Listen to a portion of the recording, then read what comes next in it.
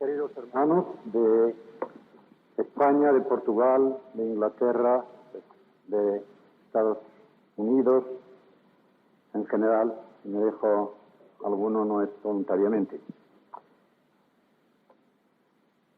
Yo voy a procurar leer toda la ponencia, pero saben que está impresa, de modo que si el reloj que tengo aquí delante me está avisando de que se me acaba el tiempo, entonces resumiré la última parte, porque creo que lo primero es lo principal. El mensaje del Evangelio lo resumiremos adelante porque quiero hacer una introducción a José María de Llano.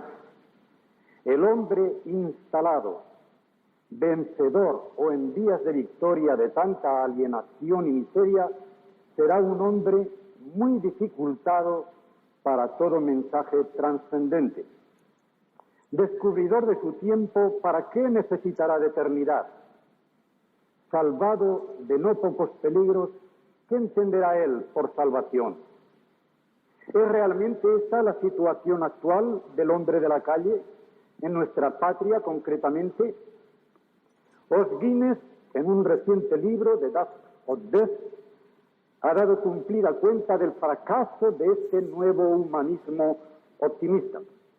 Nuestra sociedad de consumo se ha rodeado de todas las comodidades que la técnica moderna le ha deparado.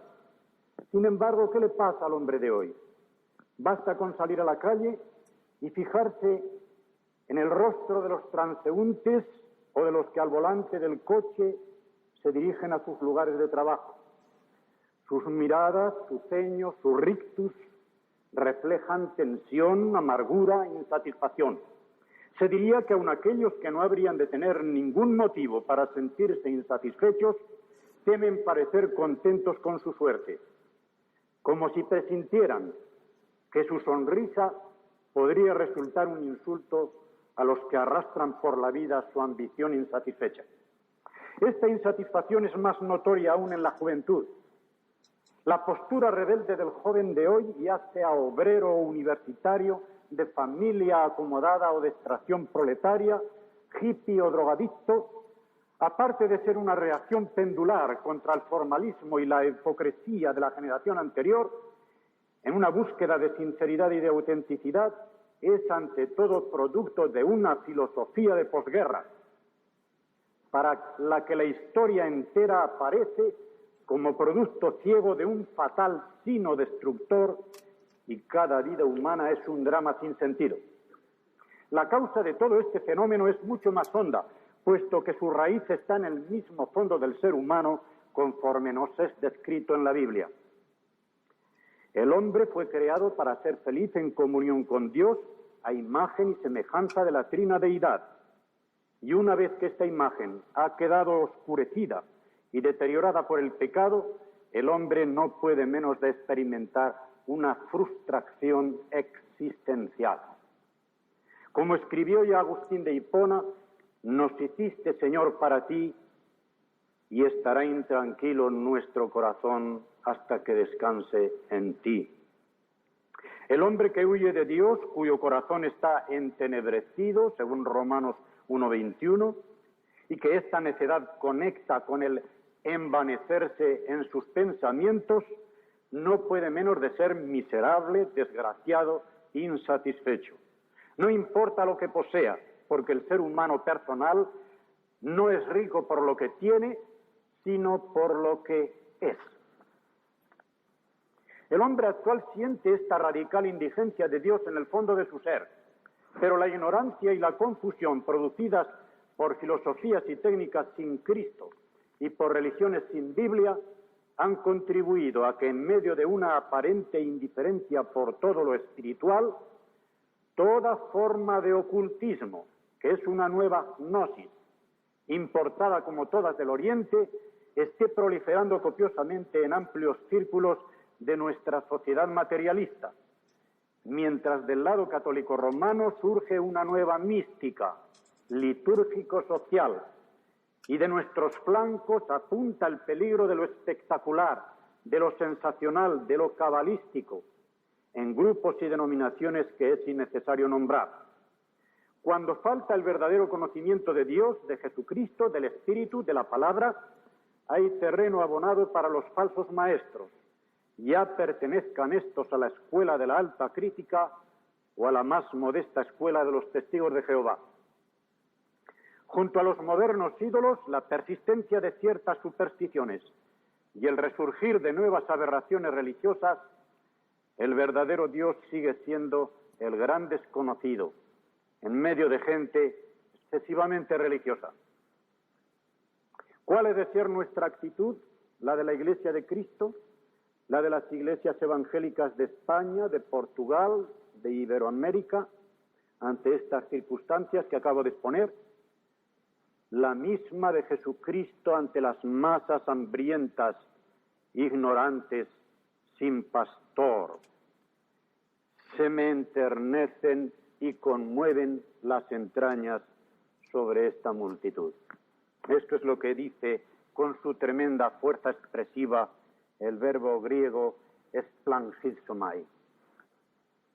Mucho más hondo, mucho más tierno y humano que el simple eleo. También sale en el Nuevo Testamento el verbo eleo o eleomai, de alguien que extiende fríamente su mano al paso de una miseria para prestar la ayuda de una limosna. Ese Jesús al que llamamos nuestro Señor y Salvador, el mismo Dios manifestado en carne, nos da la pauta con esa infinita ternura suya para nuestra acción evangelizadora en España y en el mundo. No lo tengo aquí, pero es un pensamiento que venía rumiando en el tren ayer. A Jesucristo no lo estudiamos a partir del hombre, sino viceversa. Al hombre no lo entendemos sino a base de Jesucristo, porque Jesucristo es el único hombre con mayúscula en el cual vemos completamente rehecha la imagen de Dios en el hombre que se deterioró por el pecado. Y en Jesucristo vemos dos cosas ante todo: una apertura infinita al Padre, su alimento era cumplir la voluntad del Padre, y una disponibilidad absoluta hacia los demás. Paul Claudel le llamaba completamente comestible. No tenía nada para sí, todo para los demás. Esta doble faceta es la del hombre con mayúscula, y esta doble faceta tiene que ser la del hombre con minúscula, creyente y de la Iglesia. Docilidad al Espíritu, cuál es la voluntad buena, perfecta, agradable de Dios, para seguir con las antenas alerta, lo que en cada situación, lugar y tiempo nos pide, y disponibilidad absoluta, entregarnos totalmente a nuestros hermanos y al mundo que espera el mensaje. Perdón por esta digresión. El Evangelio es siempre poder de Dios, la dinamita de Dios. Dinamis es poder. ¿Para qué? Para destruir el mundo, para salvación a todo aquel que cree. ¿Y cómo creerán en aquel de quien no han oído? Así que la fe es por el oír, y el oír por la palabra de Dios. Y el Evangelio es ante todo esta palabra, con mayúscula, el verbo personal de Dios, la palabra única, exhaustiva del Padre, que por no tener más que una sola palabra no se puede volver atrás. Es persona de una sola palabra. Si dice hoy sí, no dirá mañana no. Si dice hoy no, no dirá mañana sí. Y por eso Pablo en la 2 Corintios enfatiza, porque en él todas las promesas de Dios son sí, y por él nuestro amén, nuestro sí se da para gloria de Dios. La misericordia salvífica y la fidelidad de Dios a sus promesas redentoras, que este es el binomio de la gracia y la verdad, no nos fueron dadas simplemente por manos de Jesús, como la ley se dio por manos de Moisés. Vinieron con él, porque él era la encarnación de esa gracia y de esa verdad. Y ahora ya estamos preparados para ver cuál es esa dinamita de Dios, el poder salvífico del Evangelio. Nos restan dos observaciones: el concepto de salvación y el concepto del ser que tiene que ser salvado o salvo. En cuanto a lo primero, la idea bíblica de salvación se entiende mejor por medio de su contraria, perdición. Texto clave es Lucas 19:10, donde dice el Señor: el Hijo del Hombre vino a buscar y a salvar lo que se había perdido. Lo perdido, dice allí. to apololos, lo perdido. Ahora bien, el verbo apolini o apolio, tanto en el griego clásico como en el bíblico, comporta la idea fundamental de perecer, arruinarse o destruirse, con dos variantes que recurren a lo largo de la Biblia y van íntimamente unidas cuando se trata de la condición del hombre caído, y son estas: perderse y echarse a perder. En efecto, una cosa se puede perder de dos maneras. A, cuando está en un lugar que no le corresponde. Por ejemplo, si alguien me roba la cartera con el dinero y la documentación que llevo encima, entonces la cartera se ha perdido porque no está en su lugar, no está en el bolsillo de su dueño, está en otro bolsillo, pero no se ha echado a perder si no falta nada de ella. B, cuando, aunque no se mueva de su lugar, se deteriora, se echa a perder. Por ejemplo, si yo dejo en el calor del verano 1 kilo de carne durante varios días fuera de la nevera, esta carne queda en el lugar donde estaba, pero se ha echado a perder. De las dos maneras está el hombre perdido por el pecado. Lejos de Dios, fuera de su lugar. El clima del hombre primero era el paraíso, pero tuvo que salir de allí. Y el querubín con la espada flamígera se quedó en la puerta del paraíso, blandiéndola en todas las direcciones para que nadie pudiese entrar a recoger del árbol de la vida, pero quedaba fuera del paraíso porque se había echado a perder. Ya no era el que era, se había deteriorado, se había extraviado y echado a perder. Y así vemos ahora, el Hijo del Hombre ha venido a buscar, estaba fuera de su lugar, y a salvar lo que se había echado a perder. En cuanto a lo segundo, lo que se había echado a perder no era algo que el hombre tenía, como pueden sugerir esas frases tan manoseadas y tan inexactas: salvar el alma importa. ¿Cuántas veces las oíamos en misiones, en llamadas misiones? ¿Vas a condenar tu alma? No, es alguien con todo lo que es. Es la persona toda, el ser humano entero, quien es salvo o perdido para siempre. La vida eterna, la zoe o zoe de Dios, que el Verbo vino a traer a los hombres, es la vida divina, plena, abundante, de un Dios infinito para el hombre entero, espíritu, alma y cuerpo. Y el apóstol Pablo tiene sumo cuidado en enfatizar que la salvación y la redención del hombre no son completas, no son perfectas, hasta que el ser humano entero no haya sido recobrado para la vida en su totalidad. Ahora ya vemos cómo va el mensaje del Evangelio a ser un mensaje de buena noticia, de liberación, de salvación de este ser perdido y echado a perder. El vocablo Evangelio, como todos saben, significa buen anuncio, buena nueva, buena noticia, buen telegrama, podríamos decir.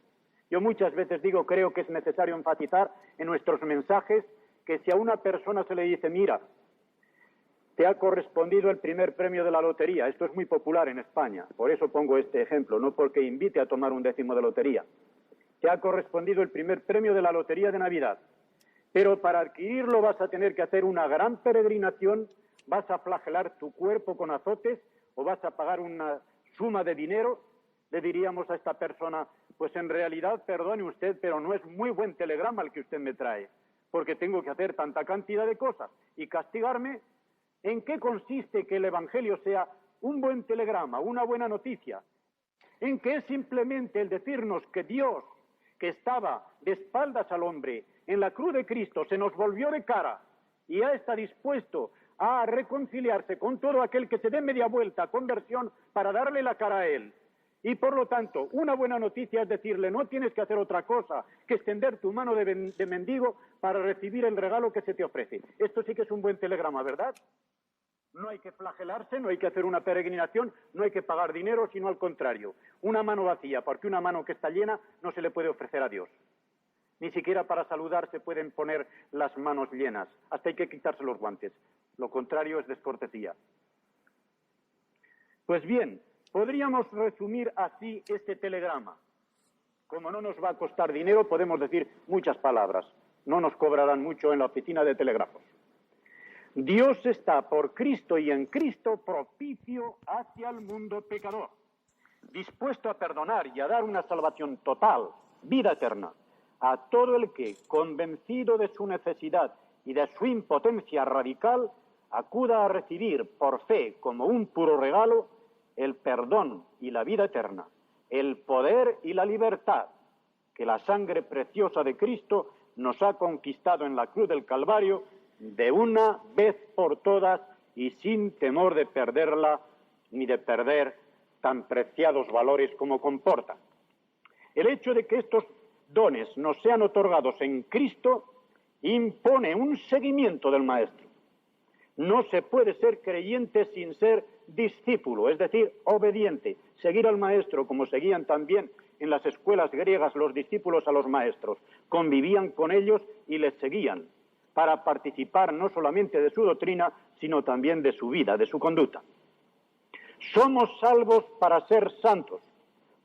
Desdoblando pues el contenido de este mensaje del Evangelio para un mejor estudio ulterior, podemos decir, comporta una reconciliación con Dios. Segundo, proporciona una liberación de todas las esclavitudes, de todas nuestras servidumbres. Y tercero, exige un seguimiento total, incondicional de Jesucristo. Primero, el mensaje del Evangelio es un mensaje de reconciliación con Dios.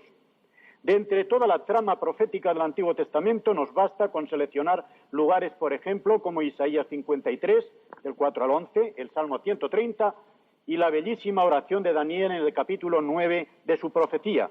Y así podemos ver ya cómo en el cumplimiento de los tiempos Dios enviaría a su Hijo, nacido de mujer, nacido bajo la ley, para que redimiese a los que estaban bajo la ley, a fin de que recibiésemos la adopción de hijos. Antes de nacer ya se le impone desde el cielo el nombre Jesús, Yehoshua, Dios salva, Yahvé o Jehová salva, porque Él salvará a su pueblo de sus pecados. A su nacimiento los ángeles anuncian gloria a Dios en las alturas y paz, buena voluntad para con los hombres. No para los hombres de buena voluntad, como algunas versiones católicas dicen. No encontró ningún hombre de buena voluntad si él no la hubiese traído del cielo.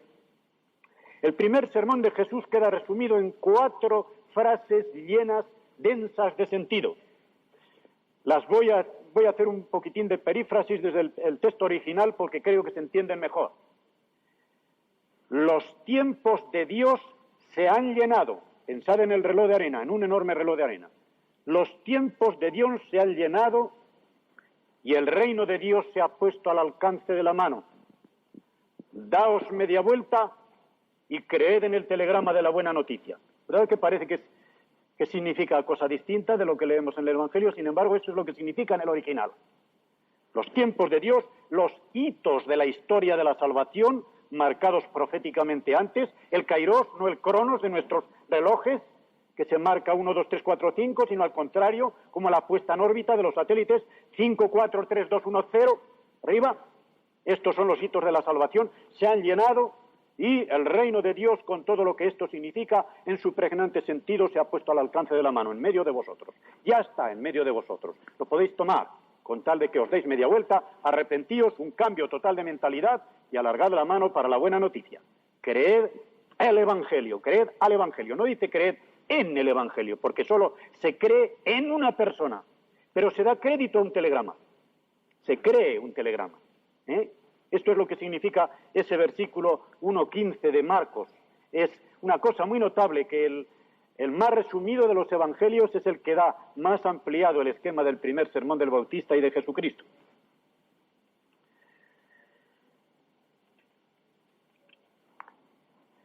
En 2 Corintios 5:19 encontramos ya como un eco de todo esto, más explicitado, en que se nos dice que Dios estaba en Cristo reconciliando consigo al mundo, fíjense bien ahora, no tomándoles en cuenta a los hombres sus pecados.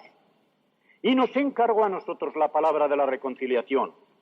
Observemos que en este versículo, como en el precedente, el verbo reconciliar está en tiempo pasado. En la cruz del Calvario, Cristo llevó ya los pecados de toda la humanidad. Es la sustitución que encontramos en el versículo 21. De modo que en cuanto está de parte de Dios, ya nos es propicio, ya no está ofendido por nuestros pecados, con tal que cada uno de nosotros rubriquemos con nuestra fe este pacto mediante la reconciliación personal a la que se nos exhorta en imperativo, pasivo, aoristo, en el verso 20. Reconciliaos con Dios. Es un hecho que tiene que tener lugar en nuestra vida, por eso está en aoristo. Un hecho que se cumple de una vez por todas. Reconciliaos con Dios, hacer ese acto de ese cambio de mentalidad. Ambos tiempos quedan manifiestamente distintos también en Romanos 5, 10, 11. Dios ya no tiene en cuenta, pues, los pecados de los hombres. Ha pasado por alto, como se nos dice en Romanos 3, ha pasado por alto nuestros pecados, de modo que las obras de la ley ni nos salvan ni nos condenan, siendo justificados gratuitamente por su gracia mediante la redención que es en Cristo Jesús, a quien Dios puso como propiciación. Allí está el instrumental Hilasterion.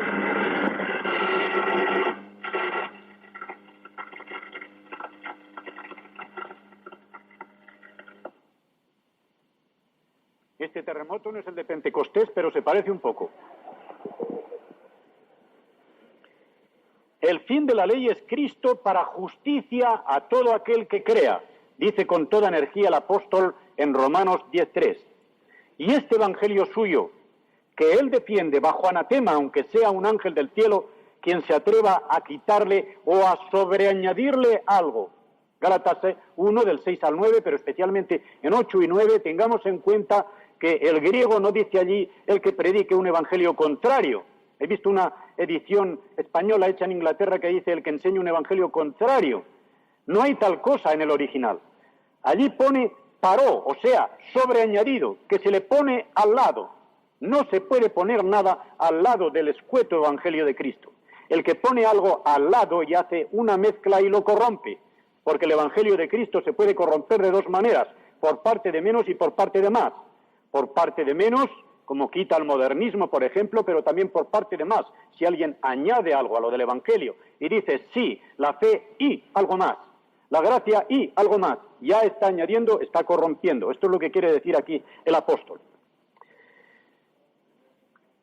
Bien, este evangelio, por ser buena noticia de Dios, dado por medio de la única palabra exhaustiva de Dios, es también único. Trasladémonos, por ejemplo, a la sinagoga de Capernaum, donde Jesús va a dar comienzo a su relevante mensaje sobre el pan de vida. Le cercan muchos de los que el día anterior habían comido de la multiplicación de los panes, y Él les dice, trabajad, esforzaos, dice allí el verbo, esforzaos. ¿Por qué?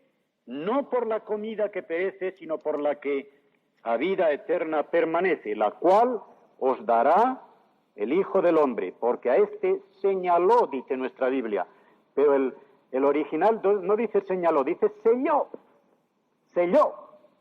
¿Por qué selló? Está hablando de que su carne es el pan, carne y pan a un mismo tiempo, el alimento bajado del cielo. Y sabemos que los rabinos judíos, incluso ahora, no permiten que se coma ninguna carne que no lleve del matadero el cuño de que es carne comestible, carne inmunda, no es carne inmunda. Pues bien, lo que aquí quiere decir Jesucristo es que a Él le ha sellado el Padre con el Espíritu al descender aquí, para que sepamos que aquella carne es digna de crédito, es comestible, se puede comer a Jesucristo. Está autenticado por el mismo sello de Dios de que no hay otro alimento para el hombre perdido que ese Hijo de Dios que es también Hijo del Hombre. Esto es lo que quiere decir allí, lo ha sellado Dios. Y ellos entonces piensan que se trata de añadir algo a las obras de la ley y preguntan enseguida por una obra. ¿Qué debemos hacer para poner en práctica las obras de Dios? Pensaban que les iba a dar un nuevo mandamiento, pero Jesús contesta de una manera tajante. Esta es la obra de Dios. ¿Que creáis? ¿Que creáis?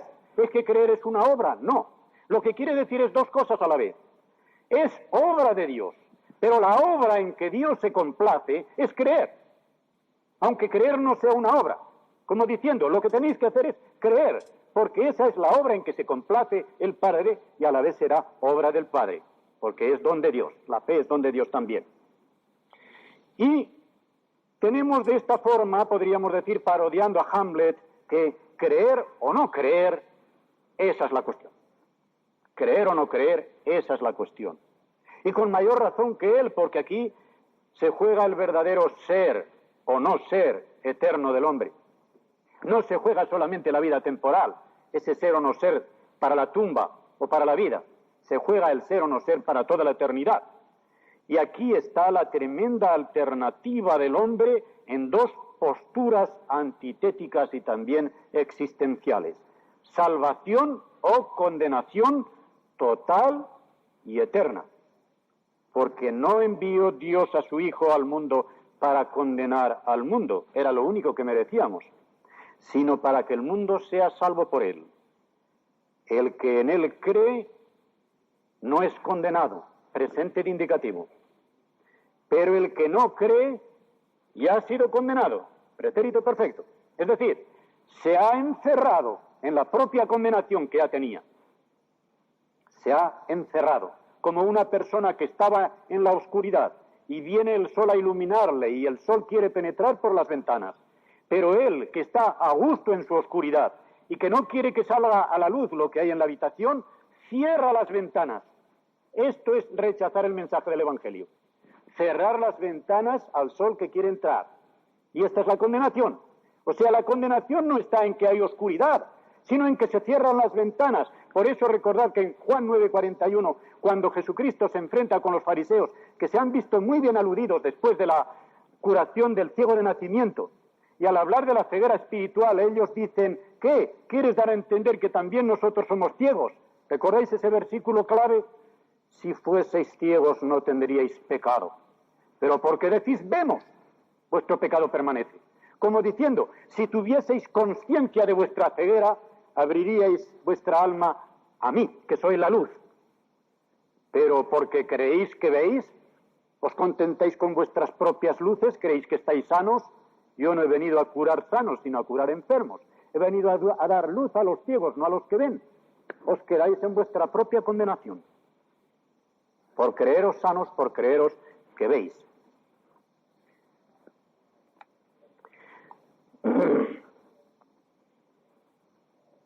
Esta es la quinta esencia del Evangelio y no hay otro. Recibir a Jesús por fe, echar una mirada angustiosa al levantado en la cruz. Recordad que la definición de fe únicamente aceptable como definición total de la fe es la que Jesucristo da en Juan 3:14, las demás son descriptivas, pero esta es la verdadera noción de fe, y él la da de una manera también vital. De la misma manera que Moisés levantó la serpiente en el desierto, así también es necesario que el Hijo del Hombre sea levantado. ¿Dónde? Ya lo sabemos. En la cruz. ¿Para qué? Para que todo el que en él cree no se pierda. Por lo tanto, creer es mirar a la cruz, mirar con angustia de perdido al único que puede salvar. Sin esto, sin esta fe, que es una mirada al Calvario, nuestra vida no tiene sentido. Sin esto, este mundo es la antesala del infierno.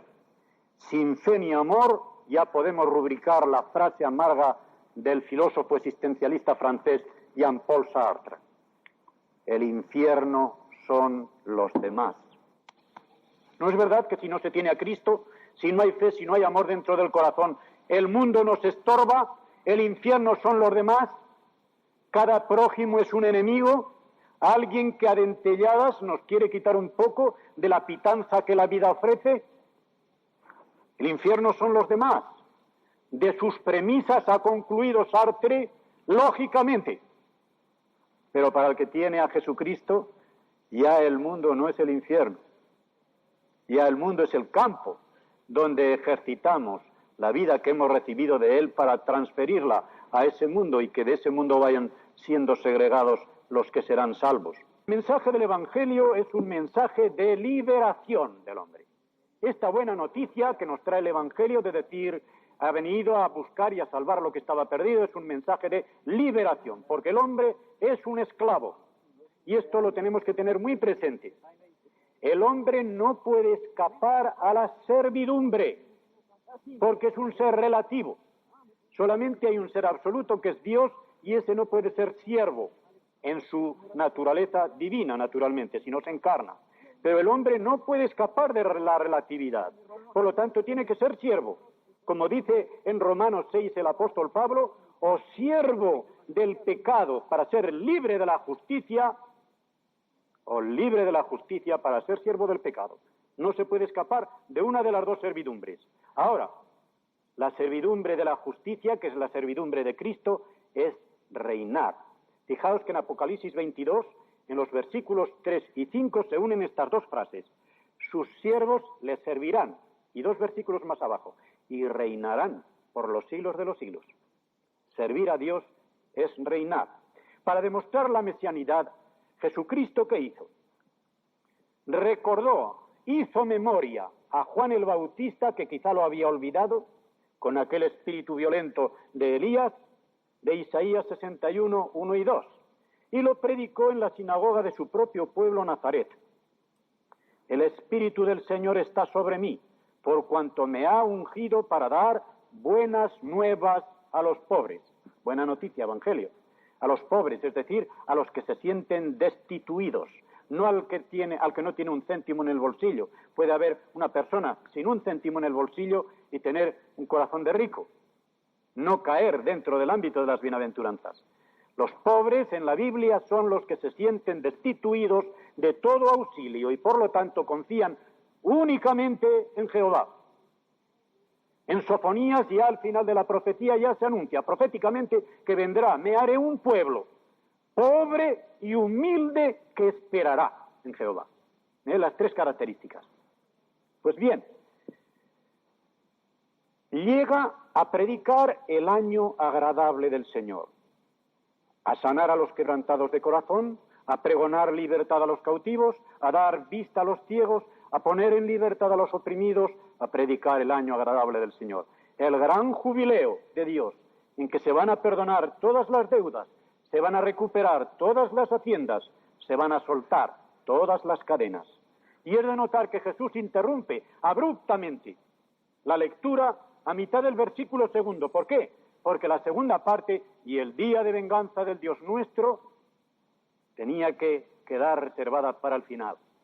Él no había venido, como Juan el Bautista estaba predicando, a tener la criba en la mano y a separar inmediatamente el trigo de la paja, ni iba a poner inmediatamente el hacha a la raíz de los árboles, no tan inmediatamente. Recordemos la parábola de la cizaña.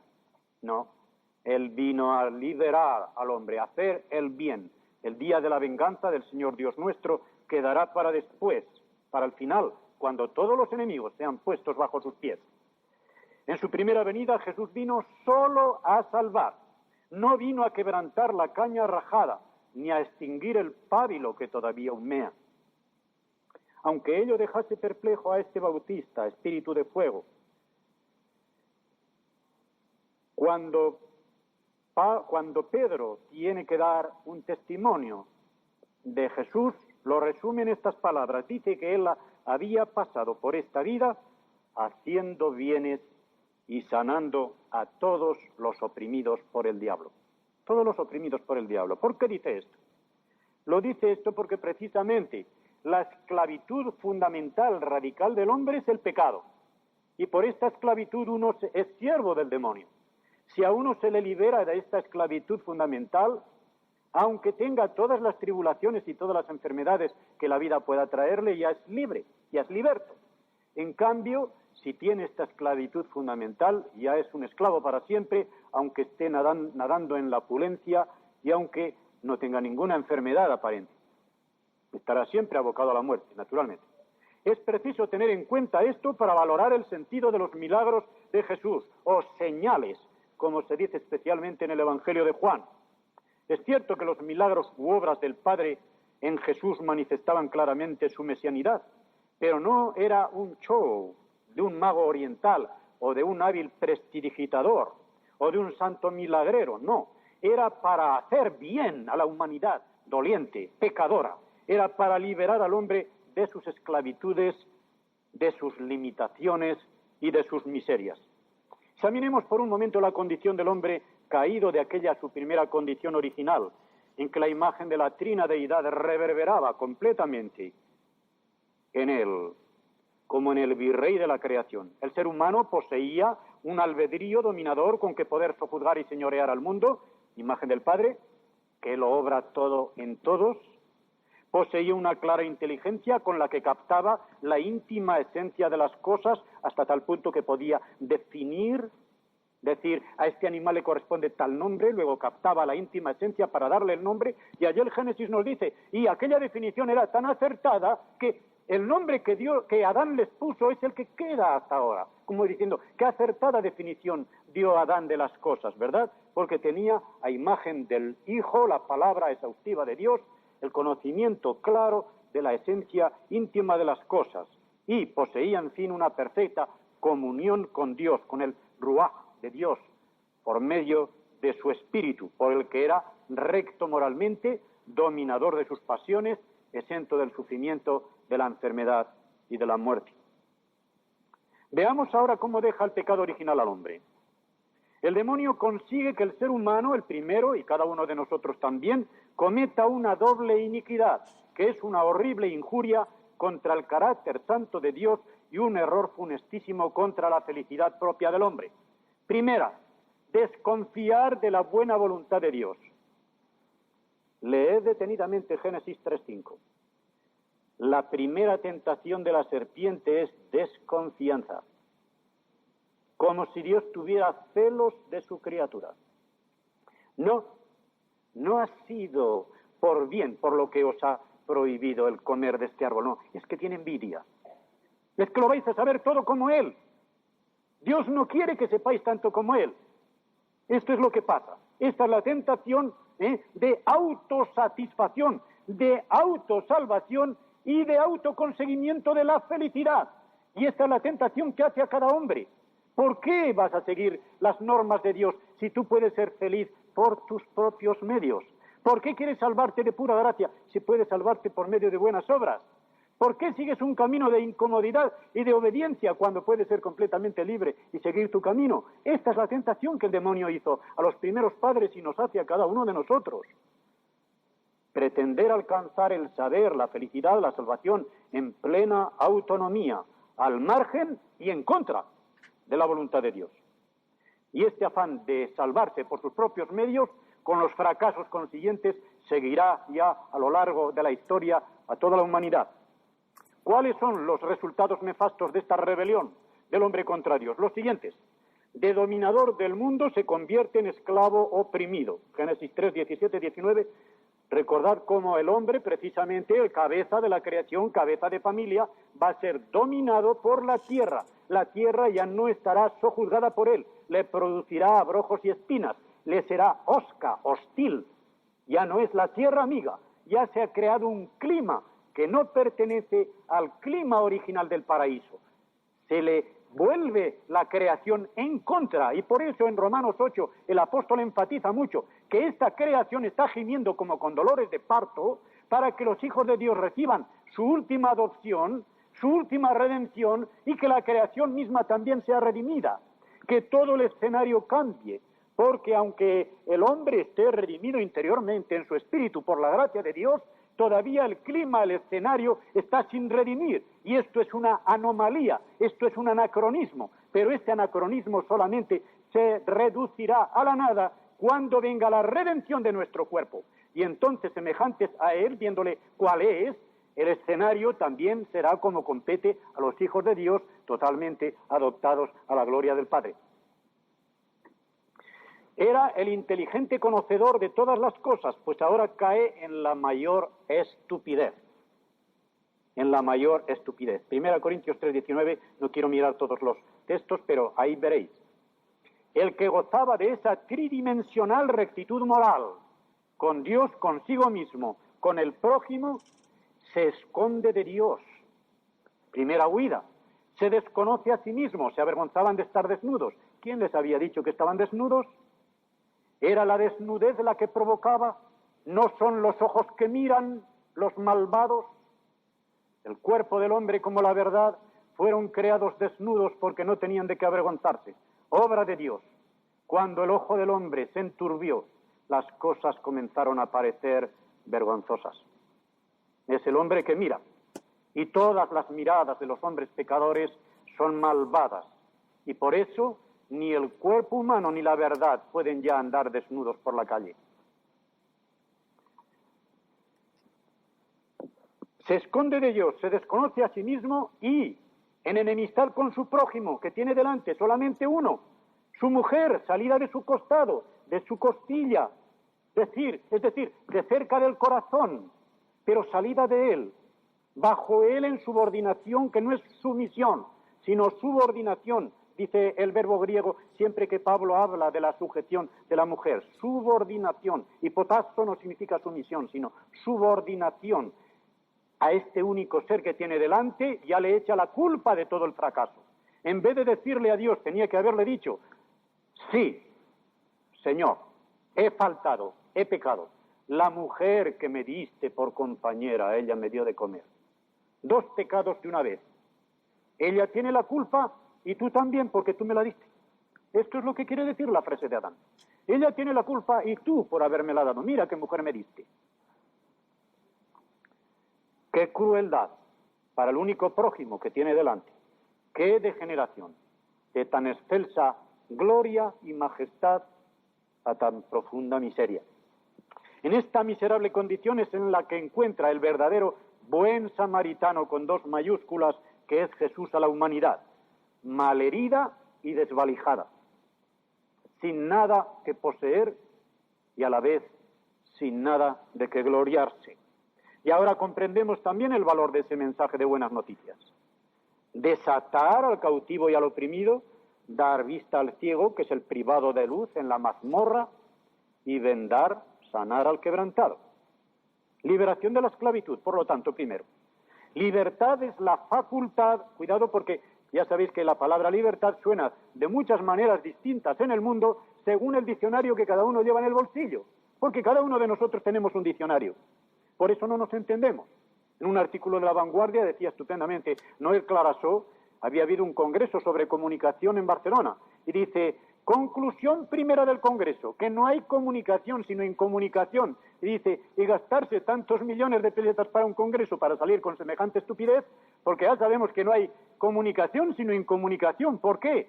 Porque hemos quitado la comunicación del teléfono de tal forma que creemos que estamos hablándole al vecino y nos estamos hablándonos a nosotros mismos.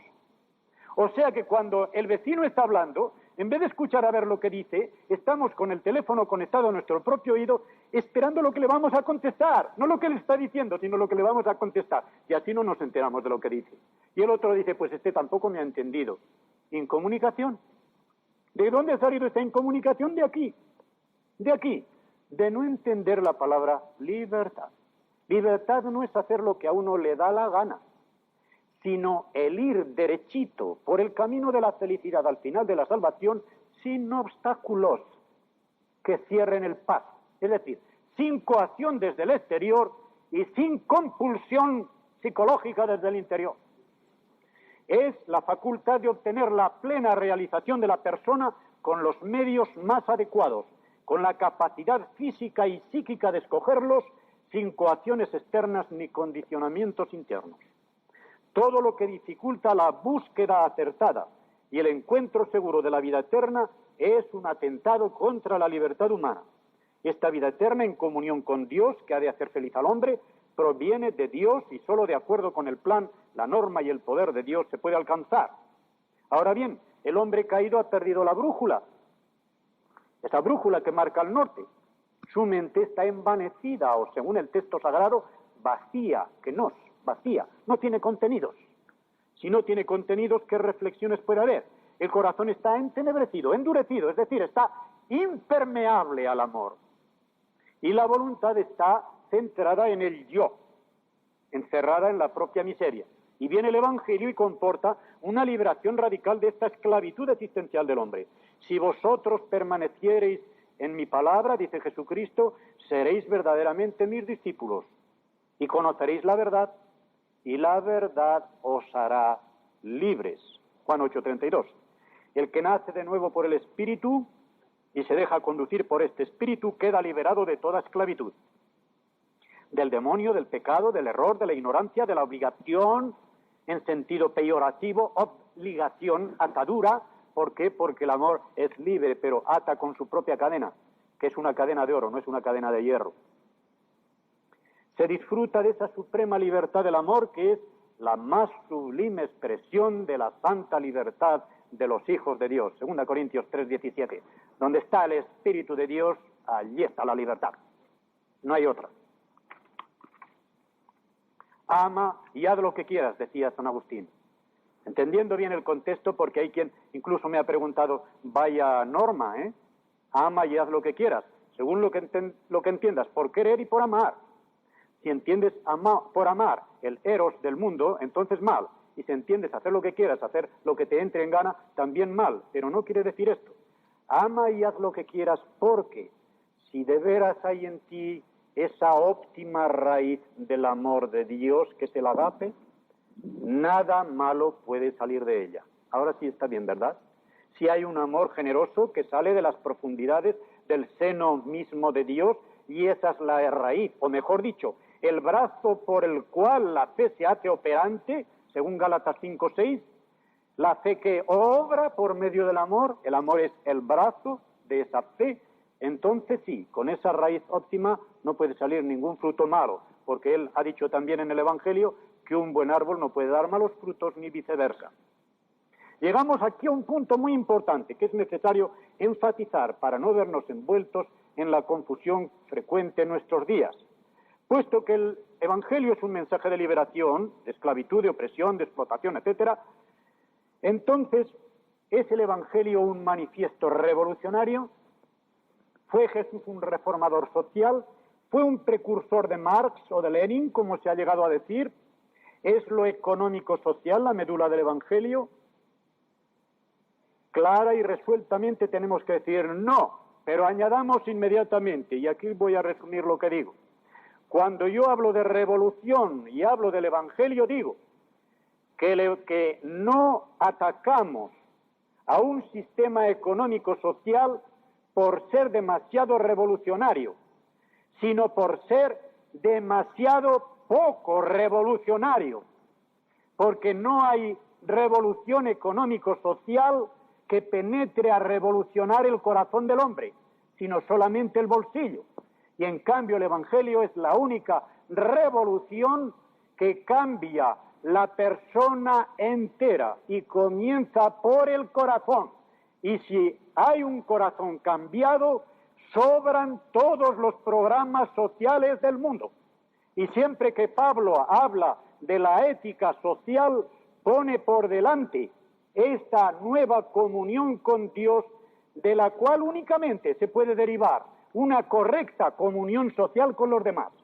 Si una persona está a bien con el hacedor de todo y aquel del cual desciende toda dádiva, y como creyente sabe que no lo será completamente creyente si no está dispuesto a la koinonía, es decir, a la comunión, y no solamente de los bienes espirituales, sino también de los materiales, aquí Primera de Juan 3, 16, 17 tiene un impacto imponente, entonces no es salvo, no es verdadero creyente. Pero si lo es, sabrá que de la misma manera que Él puso su vida por nosotros, así nosotros tenemos que estar dispuestos a poner, ¿qué? El bolsillo, algo más, la vida por los hermanos. Y por lo tanto el apóstol concluye, lógica bíblica, el que tiene bienes de este mundo y ve a su hermano padecer necesidad y cierra contra él su corazón, ¿acaso el amor de Dios habita en él? ¿No es esta la verdadera revolución social? Por lo tanto, repito otra vez, no atacamos al marxismo por ser revolucionario, sino por ser poco revolucionario. Yo creo que nos vamos alargando mucho y como la conferencia está escrita así. Desde luego, hemos comenzado un poco tarde, pero sí es verdad. Bien. Únicamente una palabra sobre el seguimiento.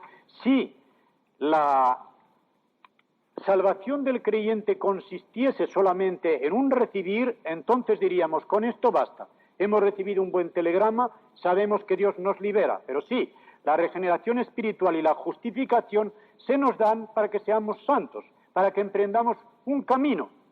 Somos miembros del cuerpo de Cristo, somos complantados injertados en él. Quiere decir que no podemos eludir el pasar por las mismas vicisitudes de la cabeza. Nuestra cabeza está en el cielo, pero estuvo coronada de espinas y coronada de espinas subió a la cruz del Calvario antes de bajar a la tumba y resucitar al tercer día. El cuerpo nuestro va todavía por esta etapa del camino de la iglesia peregrina y por lo tanto tiene que ir coronado de espinas. Tenemos que pasar la tribulación. Cada día muero un poquito, decía Pablo, y cada día tenemos que ir mortificando los deseos de la carne para que el hombre interior se vaya renovando de día en día en la medida en que el hombre exterior se va desgastando. Y esto es un seguimiento, siguiendo a Jesucristo, el discipulado. Si seguimos en esta forma a Jesucristo, ya tenemos condensado el resumen del mensaje del Evangelio. Ese buen telegrama de una liberación total y que nos impone un seguimiento también total de Cristo. Es decir, nuestra vida, el ser o no ser para toda la eternidad, necesita una orientación radical que se ha de hacer en un momento de decisión vital. Y cuando digo decisión no es porque quiera poner la iniciativa en el hombre, sino porque al fin y al cabo el hombre tiene que dar el paso también en su salvación. Dios no cree por nosotros, aunque Él es el único que puede darnos el poder para creer. Contra el sinergismo, yo me opongo también contra el monergismo, y yo le llamo energismo.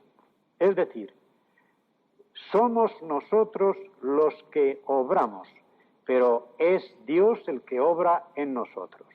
Por la gracia de Dios soy lo que soy, dice Pablo. No yo, sino la gracia de Dios conmigo. Ni dice yo mediante la gracia, ni dice la gracia mediante mí, sino la gracia que me acompaña me sirve a mí de instrumento para poder, y yo le sirvo a ella de instrumento para servicio. En esta forma, el discipulado se complementa con la razón de ministerio. Todo creyente tenemos un ministerio al servicio del Evangelio.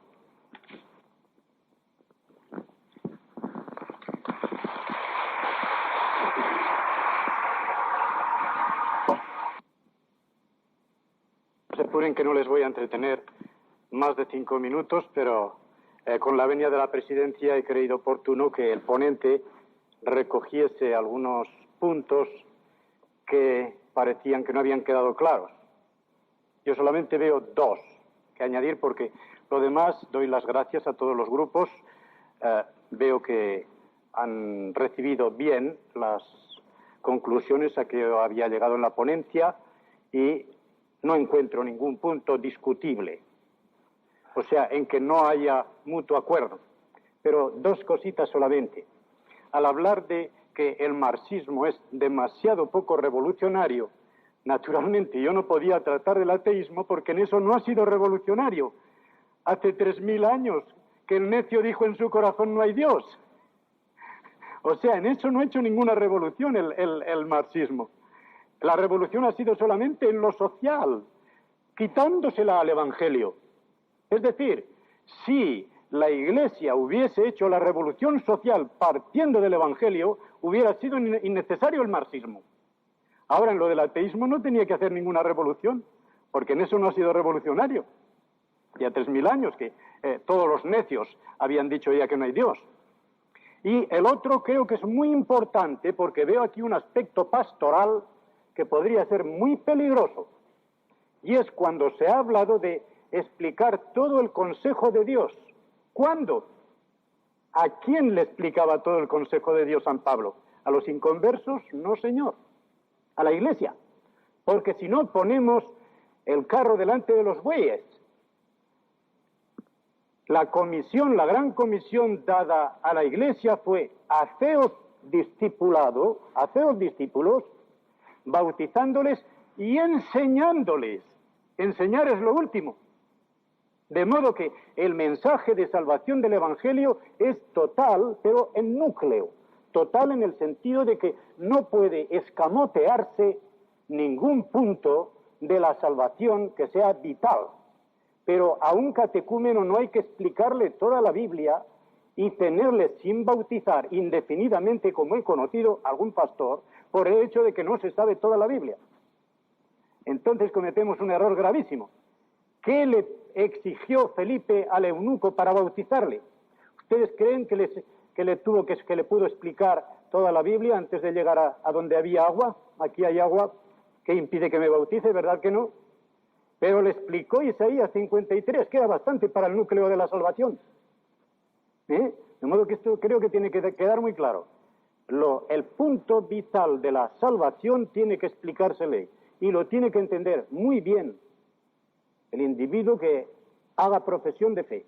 Pero la enseñanza de todo el consejo de Dios se da después a la Iglesia. O sea, los pastores responsables tienen que explicar el consejo de Dios a la Iglesia y que no quede ningún punto de doctrina sin tratar debidamente. Solo esto,